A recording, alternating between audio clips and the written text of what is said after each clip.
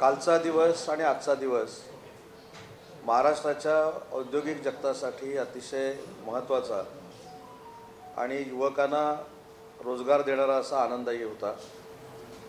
काल आपल्या सगळ्यांना माहिती आहे की राज्याचे मुख्यमंत्री आदरणीय एकनाथ शिंदे साहेबांनी देखील त्यांच्या पत्रकार परिषदेमध्ये सांगितलं की मागच्या 3 वर्षापूर्वी कॅबिनेट सब कमिटी ही 15-15, 18-18 महिने व्हायची नाही आणि त्याच्यामुळे उद्योजकांना कॉन्फिडन्स नव्हता की आम्हाला नक्की किती इन्सेंटिव्ह मिळणार आहे, किती सबसिडी मिळणार आहे, शासन आपल्या सोबत आहे की नाही, असे एक प्रश्नचिन्ह कायमस्वरूपी उद्योजकांच्या समोर असायचं। कालची कॅबिनेट सब कमिटी ही महाराष्ट्राच्या उद्योजकांसाठी अतिशय महत्त्वाची होती, तसेच महाराष्ट्र सरकारसाठी देखील अतिशय महत्त्वाची होती। कालच्या कॅबिनेट सब कमिटीमध्ये आवाडा इलेक्ट्रो प्रायव्हेट लिमिटेड या कंपनीनं 13,647 कोटी रुपयाची गुंतवणूक ही महाराष्ट्रामध्ये करण्याचा निर्णय घेतला आहे। त्याचा देखील इन्सेंटिव्ह पॅकेजचा जो विषय होता तो काल आम्ही निकालात काढला। याच्यामधनं जवळजवळ 8,000 लोकांना रोजगार मिळणार आहे। 8,000 लोकांना 13,647 कोटी। कॅबिनेट सब कमिटीमध्ये आपल्याला माहिती आहे की रत्नागिरीमध्ये जो कोका कोलाचा प्रोजेक्ट चालू आहे त्याला काही बेनिफिट्स देण्याचा निर्णय काल घेण्यात आला, परंतु तो पूर्वीचा प्रोजेक्ट आहे। तिसरा जो प्रोजेक्ट होता तो JSW एनर्जी 25,000 कोटी रुपयाची इन्व्हेस्टमेंट होते, याच्यातून 5,000 रोजगार निर्माण होणार आहे। त्यांचाच इलेक्ट्रिकल व्हेकलचा जो प्रोजेक्ट आहे JSW ग्रीन मोबिलिटी, याची गुंतवणूक 27,200 कोटी रुपये आहे आणि यातून 5,200 रोजगाराची निर्मिती होणार आहे। RRP इलेक्ट्रॉनिक्स हा 12,035 कोटी रुपयाचा प्रकल्प आहे, ज्याच्यातनं 4,000 रोजगार निर्मिती होणार आहे। आणि पर्नॉड रिकार्ड इंडिया 1,785 कोटी रुपयाची इन्व्हेस्टमेंट आहे आणि 800 रोजगार त्या ठिकाणी निर्माण होणार आहे। कालची इन्व्हेस्टमेंट जर आपण एकत्र बघितली तर 81,167 कोटी रुपये आहे। त्याच्यातला कोका कोला हा पूर्वीचा प्रकल्प असल्यामुळे 1,500 कोटी रुपये आपण जर वजा केले तर 80,000 कोटी रुपयाची नवीन इन्व्हेस्टमेंट ही महाराष्ट्रामध्ये आणण्याचा काल कॅबिनेट सब कमिटीमध्ये निर्णय झाला। यातून सुमारे 23,000 लोकांना रोजगार उपलब्ध होणार आहे। काल तसंच लुब्रिझोल इंडिया प्रायव्हेट लिमिटेड या कंपनीला देखील लुब्रिकंट बनवण्यासाठी 120 एकर जमीन छत्रपती संभाजीनगरमधल्या ऑरिक सिटीमधली आम्ही दिली। 2,000 कोटी रुपयाची इन्व्हेस्टमेंट ही कंपनी करणार आहे।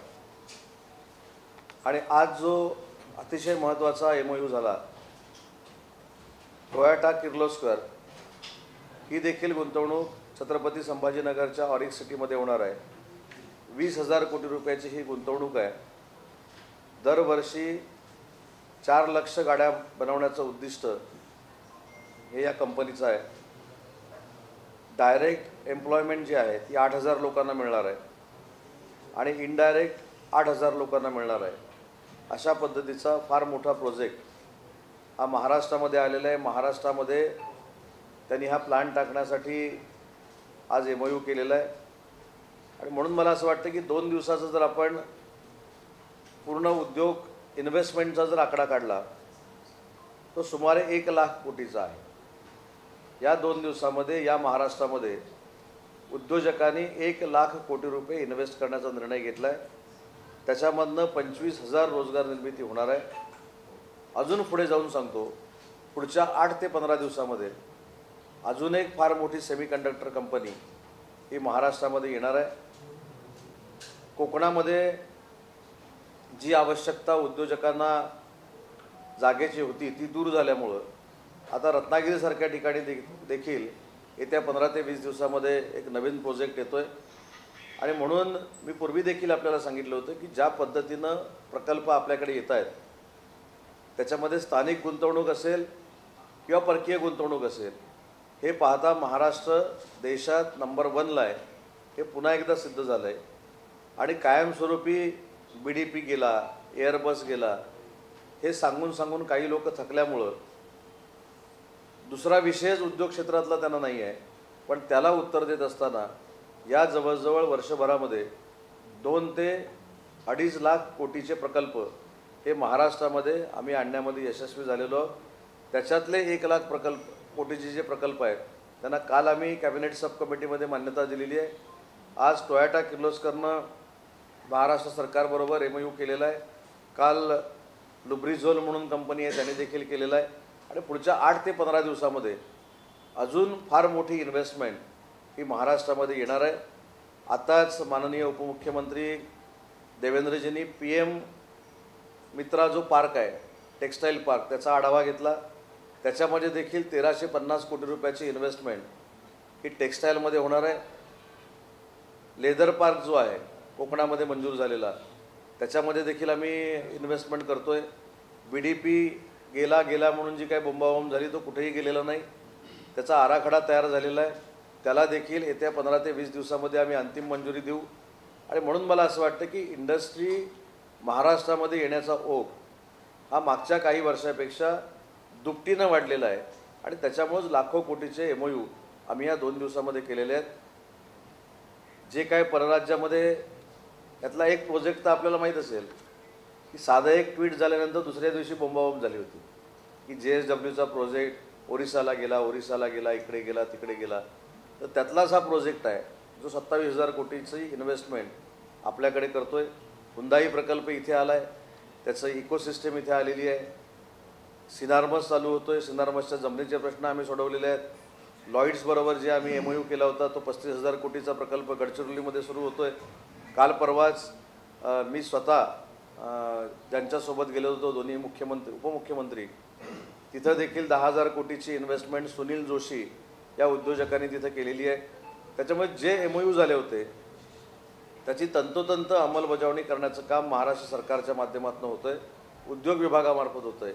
आणि जिल्हा उद्योग परिषद हा जो आम्ही वर्षभरापूर्वी कन्सेप्ट काढलेला होता त्याच्यामध्ये एक्सपान्शनमध्ये 96,000 कोटीची देखील गुंतवणूक स्थानिक लोकांनी केलेली आहे. आणि त्याच्यातनं देखील 40 ते 50,000 रोजगार निर्मिती होणार आहे. त्याच्यामुळं मला असं वाटतं की जे पत्रकार परिषद घेत होते त्यांनी ऐकावं. महाराष्ट्र हा उद्योग क्षेत्रामध्ये 1 नंबरला होता, तुम्ही मागे नेला होता, तो पुन्हा एकदा कष्टानं महायुतीच्या सरकारनं 1 नंबरला आणलेला आहे.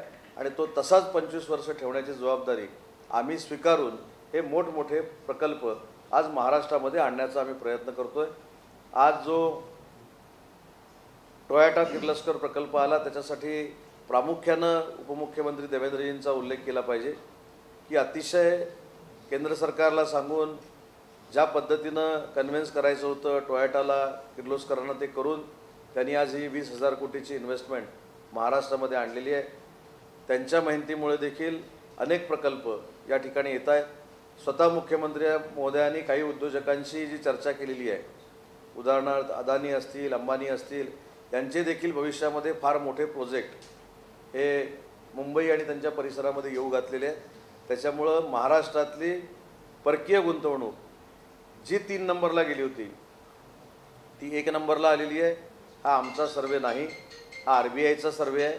आणि पुन्हा एकदा महाराष्ट्राला 1 नंबरला ठेवून तो महाराष्ट्र 25 वर्ष गुंतवणुकीमध्ये 1 नंबरला राहील यासाठी आम्ही सगळे प्रयत्न करतो.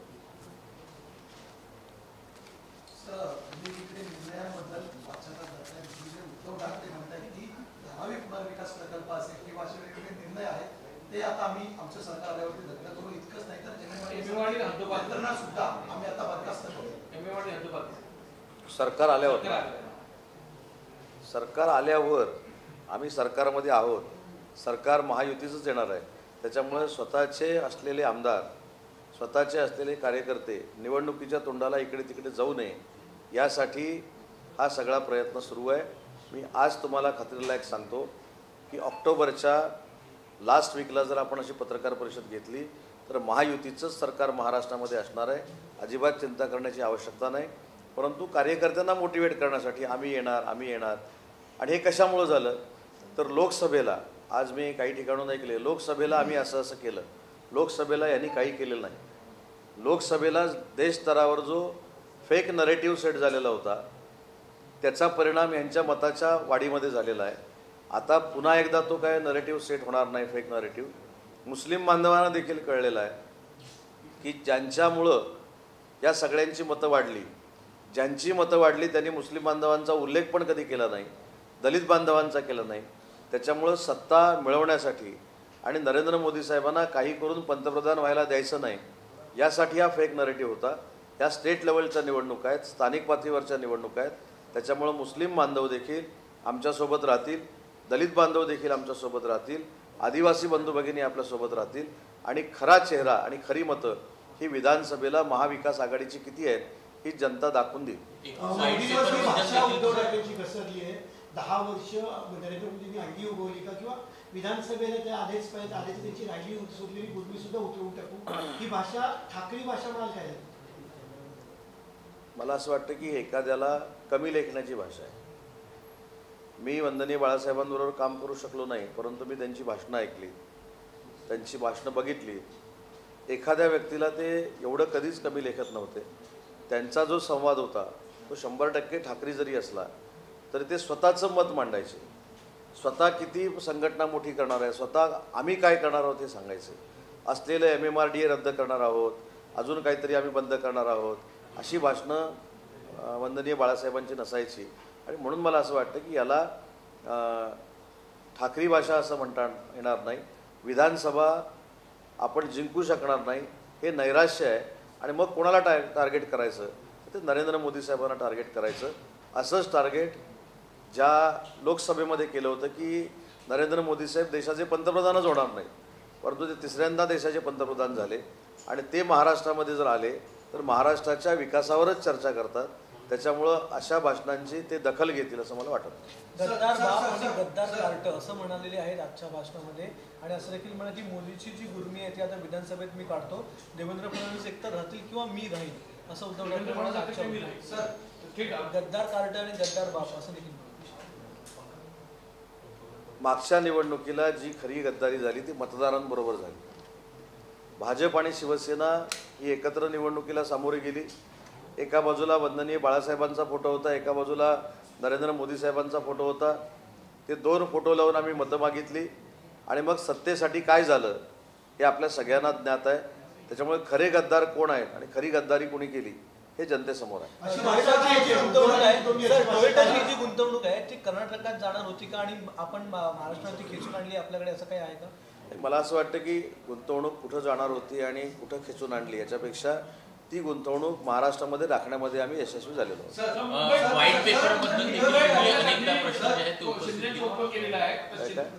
मुंबई तोडण्यासाठी एकनाथ शिंदेचा उपयोग केलेला आहे आणि आता एकनाथ शिंदे दिल्लीची खुर्ची. तुम्हाला आठवत असेल लोकसभेच्या निवडणुकीच्या अगोदर ज्यावेळी मुंबई तोडण्याचं भाषण झालं त्यावेळी मी काय सांगितलं, आता लोकसभेची निवडणूक जवळ आली, आता विधानसभेची निवडणूक परत आलेली आहे, आता मुंबई तोडण्याची भाषा झालेली आहे. कोणाच्या स्वप्नातही नाही मुंबई तोडण्याचा विषय. जोपर्यंत चंद्र सूर्य आहेत तोपर्यंत मुंबई तोडण्याचा प्रश्नच येत नाही. परंतु आता पुन्हा एकदा फेक नरेटिव्ह सेट करण्याची ही नांदी सुरू झालेली आहे.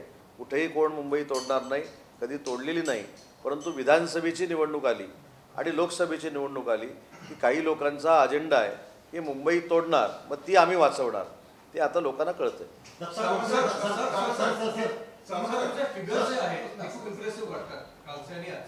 पण ऍक्च्युअली रिअलाइज व्हायला किती वेळ लागेल, म्हणजे MOU झाला आणि ऍक्च्युअली स्टार्ट व्हायला किती वेळ लागेल? दुसरी गोष्ट म्हणजे तुमचं सरकार हे परसेप्शन बॅटल फाईट करतंय.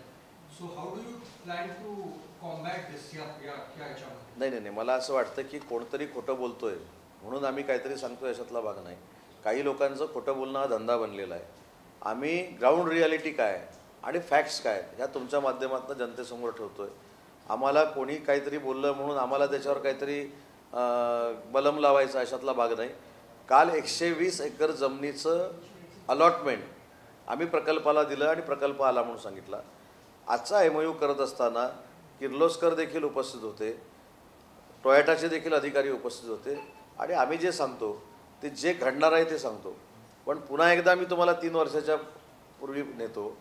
डावोसला जे MOU झाले, खरं तर आम्ही कदाचित हे वेळोवेळी व्यक्त झालो नाही म्हणून कदाचित आम्ही मागं राहत असू, परंतु डावोसला MOU किती झाले? 80,000 कोटीचे झाले. त्यातले 30,000 कोटीचे MMRDA आणि MIDCचे होते. 50,000 कोटीचा एनर्जीचा होता. तो कुठं झाला? त्याच्यामुळं असलं काय आम्हाला करायचं नाही. मी जे सांगितलं की आम्ही जे MOUs करतोय त्याच्यामधल्या 80% प्रकल्पांना आम्ही न्याय देतोय आणि 80% प्रकल्पांची आम्ही अंमलबजावणी करतो. उद्धव ठाकरे या मुद्द्यांवर बिझनेस जाणं किंवा उद्योगधंदे जाण्याच्या दिल्लीश्वरांचे बूट चाटतायत महाराष्ट्रातले नेतृत्व, अशा पद्धतीची टीका उद्धव ठाकरे करतात. नाही, मला असं वाटतं की मगाशी जसं मी सांगितलं हे नैराश्य आहे. हे नैराश्य काय? तर मुख्यमंत्री माझी लाडकी बहीण योजना याच्यामधनं जवळजवळ 2 ते 2.25 कोटी महिला भगिनींना फायदा मिळणार आहे. युवा प्रशिक्षण कार्यशाळा याच्यामधनं फायदा मिळणार आहे. 3 मोफत गॅस सिलेंडर, अन्नपूर्णा योजना याच्यातनं फायदा मिळणार आहे. त्याच्यामुळे प्रत्येकाला समोरच्याचं आता इलेक्शनचं भवितव्य कळायला लागलेलं आहे. मग आता जर ह्या सगळ्या योजना ह्या जनतेसाठी आहे तर जनता आणि मतदार कोणाबरोबर राहतील हे त्यांना एक कळलेलं आहे. नारायण राणेंनी आज भेट घेतली मुख्यमंत्र्यांची. कोकणातला, विशेषतः तळ कोकणातला वाद पक्षांतर्गत मिटवण्याचा प्रयत्न केला जातो. हे वाद कुठं आहे? भाजपाचे नेते निलेश राणे आणि नाही, वाद कधी होतो? समोरच्याने बोलल्यानंतर आपण जर बोललो तर वाद होतो. समोरचे बोलल्यानंतर आम्ही जर बोलतच नसू तर तो वाद कसला? त्याच्यामुळं जसं युपीमध्ये एक कायदा आहे लव जिहादवाला. निलेश राणे यांनी एक भूमिका व्यक्त केली होती किंवा सोशल मीडियावर एक त्यांचा संदेश आला होता की रत्नागिरीत एका हॉटेलात जी बैठक आयोजित करण्यात आली होती काही तिकडच्या नामवंत व्यक्तींची, ती उधळण्यात आली. ती तिकडच्या विषयांवर चर्चा करण्यासंदर्भात होती, नथिंग पॉलिटिकल, पण ती उधळली. नाही, मला असं वाटतं की याच्यामध्ये निलेशजी हे भाजपाचे कोकणातले नेते आहेत म्हणून मी सांगितलं की त्याला जर मी प्रतिउत्तर दिलं असतं तर तो वाद. हे जर मला आजच्या लोकांनी कोणीतरी आव्हान दिलं असतं किंवा जर काय केलं असतं त्याच्यावर मी माझं वक्तव्य केलं असतं. शेवटी आम्हाला महायुती टिकवायची आहे. महायुती टिकवत असताना निलेश राणेंचा काही गैरसमज झाला असेल तर तो मी दूर करू शकतो ना. पण आपण जे म्हटलात की आम्ही रत्नागिरीकर या संस्थेमध्ये नामांकित लोक होती, तर त्याची मी पोलिसांकडनं जी माहिती काढली त्याच्यामध्ये एक जी व्यक्ती होती ती काही दिवसापूर्वी 6-7 महिन्यापूर्वी फ्रॉड झाला म्हणून अनेकांना फसवला म्हणून रत्नागिरीच्या बाहेर होती. दुसरी जी व्यक्ती होती ती ज्या पक्षामध्ये मी असतो त्याच्या विरोधातली व्यक्ती होती. आणि असं रत्नागिरीकर कोणी जमलेले नव्हते. रत्नागिरीकरांचा माझ्यावर पूर्णतः विश्वास आहे आणि असला आवाज बिवाज बंद करण्याचं धोरण माझे कार्यकर्ते पण घेणार नाहीत. याच्यामध्ये जी काही घटना घडली ही आपण स्वतः माहिती जर घेतली तर बरं होईल. आणि त्याच्यातनं निलेशजींचा काही गैरसमज झाला असेल तर ते अलायन्समधले आहेत, तो मी दूर करेन. त्याच्यामध्ये मला असं वाटतं की वाद असण्याचा प्रश्नच येत नाही. आणि म्हणून सुरुवातीपासून सांगितलं वाद कधी होतो? समोरच्यानं एखादं वक्तव्य केल्यानंतर मी जर त्याला प्रतिउत्तर दिलं असतं तर तो वाद झाला असता. मी मुभा दिलेली आहे समोरच्याला बोलायला, मी कुठं काय बोलतो? मी काहीच बोलत नाही. की जे भूमीची प्रॉपर्टी होती 2014 आणि 2 कोटी वाढली 2014 आणि 2024 मध्ये त्यांची बायकोची. आणि कोणाची? मंत्री आहेत, आपले खासदार आहेत, त्यांची आणि पत्नीची जी मालमत्ता आहे ती प्रचंड वाढलेली आहे. आणि या 5 कोटींची प्रॉपर्टी नेमकी कुठून आली? त्यांनी वाईन शॉप वरती सुद्धा भुमरेंच्या बोट ठेवली. असं कोणी म्हटलं?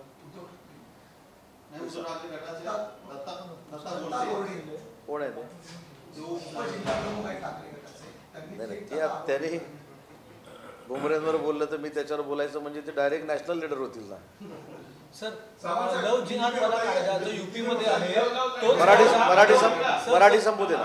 सर, लव जिहादवाला कायदा जो यूपीमध्ये आहे तसाच कायदा महाराष्ट्रात देखील यावा यासाठी आपण प्रयत्न करणार आहात का, किंवा तशी मागणी आपण? मी काल याच्यावर सांगितलं की याच्यावर आमचे राज्याचे उपमुख्यमंत्री आणि गृहमंत्री देवेंद्रजी योग्य तो निर्णय घेतील आणि ते जो निर्णय घेतील त्याचं पूर्ण समर्थन पक्ष म्हणून आम्ही करू. परंतु ही जी काय प्रवृत्ती आहे जी उरणला घडली ही अतिशय अतिशय वाईट आहे, अतिशय घाणेरडी प्रवृत्ती आहे. त्याचा आम्ही निषेध पण केलेला आहे आणि आम्ही मंत्र्यांनी मिळून देखील तिन्ही नेत्यांना सांगितलं आहे की ज्या व्यक्तीनं हे कृत्य केलेलं आहे त्याच्यावर सगळ्यात कडक कारवाई झाली पाहिजे. सर आज उद्धव ठाकरेंनी एक्सेप्ट केलेलं आहे का मुस्लिम मतं आणि ख्रिश्चन मतं ही आमच्याबरोबर आहे? नाही, पण आता ते बघा ना, किती महिन्यानंतर कळलं. मी 4 वेळा बोललो कोणाबरोबर आहेत सांगा, कोणाबरोबर आहेत सांगा. मग मला जी माहिती आहे ते एक शिष्टमंडळ घेऊन काही लोकांनी काल भेटवलं. त्यांनी सांगितलं की साहेब तुम्ही आता हे बोललं पाहिजे, म्हणून ते आज बोलले. त्यांचं अभिनंदन. पण त्याचा परिणाम आज तुम्ही लिहून ठेवा. दाव्यानिशी मी सांगतो की मुस्लिम बांधवांना या 2 महिन्यामध्ये कळलेलं आहे. फक्त झुंजवण्यासाठी त्यांचा वापर केला गेलेला आहे. दलित बंधू भगिनींना देखील कळलेलं आहे. त्याच्यामुळं घटना मानणारे आणि संविधान कधीही बदलू न देणारे हे महायुतीचे कार्यकर्ते आहेत. हे आता सगळ्यांच्या लक्षात आलेलं आहे. उदयजी, जागा वाटपाचं महायुतीतलं सगळं काही सुरळीत आहे का? आणि नेमकी शिवसेनेला किती जागांची आग्रही मागणी किंवा दावा आहे? भाजप, शिवसेना आणि राष्ट्रवादी काँग्रेस पार्टी हे तीनही जागा वाटपाच्या संदर्भामध्ये चर्चा करत आहेत. चर्चेच्या 1-2 फेऱ्या देखील पूर्ण झालेल्या आहेत. मला असं वाटतं की ही चिंता महाविकास आघाडीला असावी, कारण NCPनं तर 22 ठिकाणचे उमेदवार जाहीर केलेत. काही पक्षांना तर उमेदवारच नाही आहेत तरी आम्ही जिंकणार म्हणून सांगतायत. काही लोक दिल्लीवर अवलंबून आहेत, त्यांच्या जीवावर जिंकणार म्हणून सांगतायत. पण आपल्या लक्षात येईल 15-20 दिवसानं की सगळ्यात लवकर जागा वाटपाचं धोरण हे महायुतीकडनंच घेतलं जाईल आणि त्या दृष्टीनं आमचे तिन्ही नेते कामाला लागलेले आहेत. 288 पैकी शिवसेनेची किती आग्रही मागणी आहे? किती जागा शिवसेनेला हव्या? नाही, आग्रही मागणी आहेच ना आमची. आम्हाला देखील सन्मानपूर्वक आकडा मिळाला पाहिजे ही आमची भूमिकाच आहे. पण आमचा पूर्ण विश्वास आमचे मुख्य नेते एकनाथ शिंदे साहेबांवर आहे. एकनाथ शिंदे साहेबांच्या नेतृत्वाखाली आम्ही ही निवडणूक लढवणार आहोत. त्याच्यामुळं सन्मानाचं जागा वाटप होईल, मानाचं जागा वाटप होईल हे आम्हाला तिन्ही पक्षांना माहिती आहे. 150 ते 160 जागांवर दावा करत असताना शिवसेना आणि राष्ट्रवादी काँग्रेस यांना नाही, दावा सूत्रांनी केलाय. दावा सूत्रांनी केलाय ना. देवेंद्रजी असं म्हणलेत आम्ही कुठं ऐकलंय ना. बावनकुळे साहेबांनी अशी कुठे स्टेटमेंट दिलेली आहे ना. परवा अमित शहा साहेब आले होते, त्यांनी कुठं असं म्हटलंय. काल आम्ही सूत्रांकडनं ऐकलेलं आहे. साहेब, मी अमित शहा साहेबांचं नाव घेतलं, देवेंद्रजींचं नाव घेतलं. नाही, मी काय सांगितलं, आता मी असं म्हटलं आम्ही 144 लढणार आहोत, तर माझ्या म्हणण्याला काय आहे काय? शेवटी एकनाथ शिंदे साहेब लढवणार. तसं राणे साहेब, देवेंद्रजी, बावनकुळे साहेब आणि अमित शहा साहेब, मोदी साहेब हे बसून ठरवतील. उदयजी, राज ठाकरेंनी लोकसभेला बिनशर्त पाठिंबा दिला होता, पण यावेळेस त्यांची भूमिका वेगळी दिसते. स्वबळावर 225च्या आसपास ते जागा लढत आहे. महायुतीत नसतील असं दिसतंय. नाही, हे माझ्या समजण्याच्या पलीकडचे आणि आवाकाच्या पलीकडचे प्रश्न आहेत. त्याच्यामुळे मला असं वाटतं की ते जर स्वबळावर लढणार असतील तो त्यांचा वैयक्तिक पक्षाचा निर्णय आहे आणि ते महायुतीवर येणार असतील तर त्यांच्यावर चर्चा आमचे 3 नेते करतील. मुझे हिंदी में बताइए कि पूरन में जो घटना हुई है, आपकी सरकार 2 साल 1.5 साल से लव जिहाद का मामला कितना अहम लगता है महाराष्ट्र में? वहाँ एक बड़ा मोर्चा भी लगा था.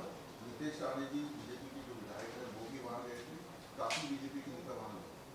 नहीं, कल भी इस पे मैंने मेरा बयान दिया था कि हमारे जो DCM साहब है देवेंद्र जी, वो इसके ऊपर जो कुछ अच्छा रूल्स एंड रेगुलेशंस बनाएंगे उसका समर्थन हम करेंगे, लेकिन उरण की जो घटना घड़ी है उसका हमने निषेध किया. क्या ये कानून महाराष्ट्र में लाने की कोशिश महाराष्ट्र की सरकार कर रही है? नहीं, उसका डिपार्टमेंट देवेंद्र जी के पास है. देवेंद्र जी जो सोचेंगे उसको हम समर्थन करेंगे. उद्धव ठाकरे साहब ये कह रहे हैं कि देवेंद्र फडणवीस को चेतावनी दी कि या तो वो रहेंगे या तो मैं रहूँगा. उसको कैसे देखते हैं? देवेंद्र जी का महाराष्ट्र के विकास में बहुत बड़ा योगदान है. जब अटल सेतु से आप जाते हैं तो उनका विज़न हम सबको दिखाई देता है. समृद्धि महामार्ग से हम जाते हैं तो उनका विज़न दिखाई देता है. देवेंद्र जी ने और एकनाथ शिंदे साहब ने मिलके जो इंफ्रास्ट्रक्चर में क्रांति की है महाराष्ट्र में, तो रहेंगे देवेंद्र जी रहेंगे.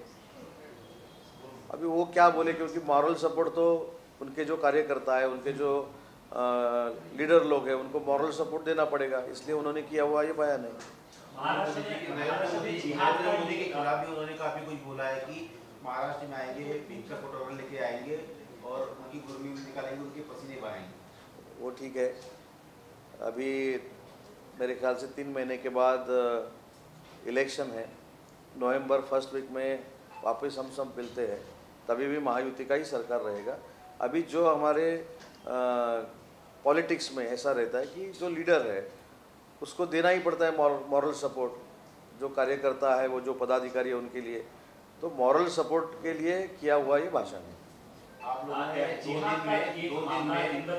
जोर पकड़ते रहा है, मैं बोला ना इसके ऊपर, नहीं लव जिहाद हुआ, लैंड जिहाद हुआ, धारावी का कल का मामला देखे तो ये जो जिहाद बार बार आ रहा है तो हिंदुओं की सरकार मैंने इसके ऊपर बयान दिया है कि इसके ऊपर कड़ी से कड़ी कार्रवाई की जाएगी। जो नियम बनाया जाएगा, जिसका नेतृत्व हमारे सरकार में देवेंद्र जी कर रहे हैं, उनको हम पूरा सपोर्ट करेंगे, उसका हम समर्थन करेंगे। आप लोगों ने 2 दिन में लगभग आज जो वो साइन किए 1 लाख करोड़ से ज़्यादा की इन्वेस्टमेंट आई और करीबन 50,000 से ज़्यादा रोजगार निर्माण हुए, ये क्या वो साइन हुए हैं और कितनी इन्वेस्टमेंट? नहीं, कल हमारी जो कैबिनेट सब कमेटी हुई थी उसमें 80,000 करोड़ के प्रोजेक्ट को हमने मान्यता दी है। आज जिसमें देवेंद्र जी ने जिनको सपोर्ट किया था, जिनसे बात की थी, वो टोयोटा किर्लोस्कर का जो मैन्युफैक्चरिंग प्लांट है कार का, वो भी छत्रपति संभाजी नगर में आ रहा है, उसमें 20,000 करोड़ की इन्वेस्टमेंट है। तो ये 2 दिन में 1 लाख करोड़ के इन्वेस्टमेंट का MOU हो गया। 50,000 से आगे।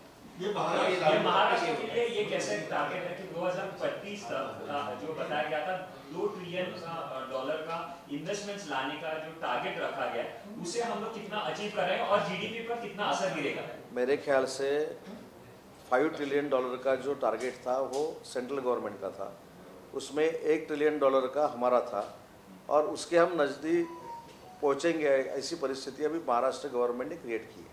विपक्ष कह रहा है कि आप लोग जो है या योजना है ये सिर्फ चुनाव को देखते हुए रेवड़े बांटने का काम कर रहे हैं। आपकी सरकार रहेगी, उनकी सरकार रहेगी और उसकी सरकार को सब योजना का मुख्यमंत्री लाड़की बहन योजना जी है, उसमें जो पैसा डालना है वो 19 तारीख के पहले जाएगा और विपक्ष जो बोल रहा है कि हमारा सरकार आएगा, हमारा सरकार आएगा, 3 महीने उनको सपना देखने दो, वापिस हम ही आएंगे। जरांगे शांत झाले पण मराठा आंदोलक मुंबईत आक्रमक झाले। हां, जरांगे शांत झाले, मराठा आंदोलक मुंबईत आक्रमक झाले। काल मी आपल्या माध्यमातून जे बघितलं तेव्हा त्यांची भूमिका योग्य आहे ना, की जे आम्ही पहिल्या दिवसापासून सांगतोय की मराठा आरक्षण टिकणारं आम्हाला द्यायचं आहे, ते एकनाथ शिंदे साहेबांनी, देवेंद्रजींनी, अजितदादांनी 10% दिलेलं आहे। मराठवाड्यातल्या निजामकालीन नोंदीला कुणबी प्रमाणपत्र देण्याची देखील कार्यवाही सुरू आहे। सगळे सोयरे हे पितृसत्ताक आपल्याकडे आहे, जे नियमामध्ये तरतूद आहे त्या पद्धतीने आम्ही करणार आहोत। परंतु हे सगळं करताना OBC बांधवांचं काहीसुद्धा कमी होणार नाही, कसलाही आरक्षणाला धक्का लागणार नाही, ही आम्ही खबरदारी घेतलेली आहे। पण त्याच्यानंतर आम्ही जो प्रश्न विचारलेला होता तोच आता मराठा बांधव विचारत आहेत की उभाठाच्या पक्षप्रमुखांनी मोदी साहेबांकडे हा प्रश्न आहे म्हणून सांगितला, पण त्यांनी प्रश्न काय विचारला आहे की मराठा समाजाला आरक्षण OBCतनं द्यायचं की नाही, तुम्ही होय की नाही ते सांगा महाविकास आघाडीनं। बाकी सरकारनं हे कशाला केलंय, ते कशाला केलं, आम्ही जे काय केलंय ते ओपनली केलेलं आहे। सर, उद्धव ठाकरे ने अपनी स्पीच में ये भी कहा कि सत्ता में आने के बाद सबसे पहले धारावी का टेंडर रद्द करेंगे, क्या कहना चाहिए? नहीं, मेरे ख्याल से धारावी का जो सपना था वो वंदनीय बाला साहब का था, इसीलिए झोपड़पट्टी पुनर्वसन की स्कीम महाराष्ट्र में लॉन्च हो गई। जो स्लम में रहते हैं उनको घर देना चाहिए, बाला साहब का सपना था और उनका सपना साकार करने के लिए सरकार अगर आगे बढ़ रहा है तो सपोर्ट होना चाहिए। बाद में हमको ऐसा लगता है कि उधर अदानी जी का टेंडर है, इसलिए उसको मेरे ख्याल से वो अपोज कर रहे हैं, बाकी कुछ नहीं है। सर, तुम्ही जे रोजगाराचं म्हणाला त्याच्यामध्ये स्थानिक भूमिपत्र म्हणजे आता मिलिंद देवरांनी त्या दिवशी सीएमला लेटर सुद्धा दिलं होतं, मराठी लोकांना त्याच्यामध्ये काही विशिष्ट आरक्षण वगैरे असणार आहे? नाही, आरक्षण हे मला असं वाटतं की प्रायव्हेट सेक्टरमध्ये नाही, प्राधान्य आहेच ना. प्राधान्याचा निर्णय हा सरकारचा देखील आहे, परंतु प्राधान्य म्हणजे सक्ती नाही आहे. ज्या ठिकाणी हा प्रकल्प जातो तिथं स्थानिकांना, मराठी माणसांना प्राधान्यानं घ्यावं, प्रकल्पग्रस्तांना प्राधान्यानं घ्यावं, प्रकल्प बाधितांना प्राधान्यानं घ्यावं, हा प्राधान्यक्रम लावावा, हा सरकारचा नियमच आहे. आणि त्याच्यामध्ये आम्ही देखील सरकार आल्यानंतर याचा रिव्ह्यू घेतो आहे, कामगार मंत्रालय देखील रिव्ह्यू घेतो आहे, आणि जिथं जिथं आम्हाला हस्तक्षेप करता येईल तिथे आम्ही हस्तक्षेप करतो आहे. व्हाईट पेपरबद्दल देखील आपण उल्लेख केलेला होता. एकूण महाविकास आघाडीच्या काळामध्ये जे काही प्रकल्प आले आम्ही आणणार ना अहवाल तो. आता विधानसभेचं अधिवेशन नसल्यामुळं व्हाईट पेपर निघू शकणार नाही, पण जो अहवाल आहे तो आम्ही 15 ते आचारसंहिता लागायच्या अगोदर आणणार. मनसे आणि अमोल मटकरी यांच्यामध्ये खूप जोरदार वाद चालू आहे, कसं बघता याच्याकडे? खरं तर असा वाद होऊ नये. मी काल देखील सांगितलं की जो हल्ला झाला त्याचा जाहीर निषेध आम्ही करतो, परंतु हल्ला होणं, आपापसामध्ये मारामाऱ्या होणं, आपापसामध्ये एकामेकाची लाच काढणं, एकामेकाची बदनामी करणं, एकामेकावर फार वाईट पद्धतीनं टीका करणं, हे कुठंतरी महाराष्ट्राच्या राजकीय संस्कृतीला शोभतं असं मला वाटत नाही. हा महाराष्ट्र वंदनीय बाळासाहेबांचा आहे, हा महाराष्ट्र यशवंतराव चव्हाण साहेबांचा आहे. एवढे मोठे दिग्गज या महाराष्ट्राच्या राजकारणाला संस्कृती देणारे लीडर या महाराष्ट्रातनं होऊन गेलेले आहेत. त्याच्यामुळे त्यांना अभिप्रेत असलेलं सगळ्यांनी राजकारण काढावं, एवढंच माझं म्हणणं आहे.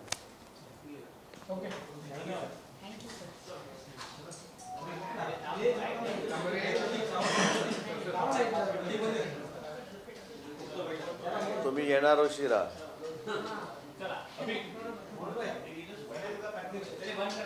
हा, व्हाईट पेपरचं मी असं सांगितलं. आता अधिवेशन होणार नसल्यामुळे बोललो ना मी. व्हाईट पेपरच्या बाबतीमध्ये जी घोषणा केलेली,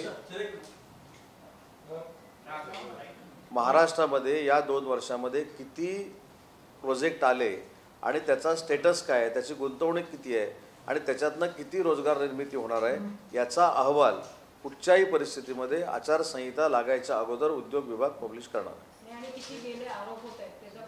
नाही. गेलेल्याची व्हाईट पेपर काढला ना आम्ही. वेदांता फॉस्कॉन, एअरबस, BDP आणि एक कुठचा तरी जो प्रकल्प होता त्याच्याबद्दल आम्ही व्हाईट पेपर काढला. पण व्हाईट पेपर काढल्यानंतर त्याच्यावर कोण काय बोललंच नाही. मी त्यावेळी देखील आव्हान दिलं होतं की व्हाईट पेपर काढला आहे, त्याला कुणीही चॅलेंज करावं, कुणीच चॅलेंज केलं नाही. तसं आता उर्वरित 2 वर्षामध्ये आम्ही काय केलं, किती FDI आलं, किती स्थानिक गुंतवणूक झाली, याचा पूर्ण अहवाल आचारसंहितेच्या अगोदर आम्ही जनतेला देणार आहोत.